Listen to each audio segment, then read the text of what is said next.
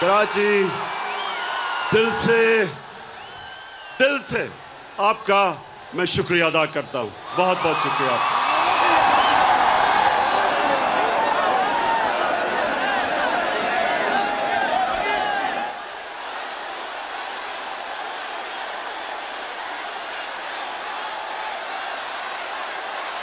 मेरे कराची के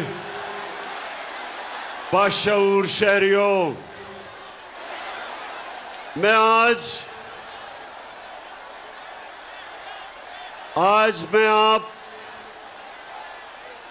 जो मैं आपके सामने आया हूं, बड़ी खास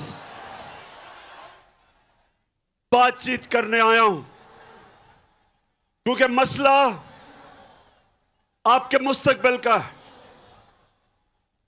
कराची के लोगों, मसला आपके बच्चों के मुस्तकबिल का है। इसलिए मैं आज आया हूं और मुझे बड़ी खुशी है कि आज मैं सारी जगह पाकिस्तान के झंडे देख रहा हूं, क्योंकि मसला तहरीक इंसाफ का नहीं, पाकिस्तान का मसला है।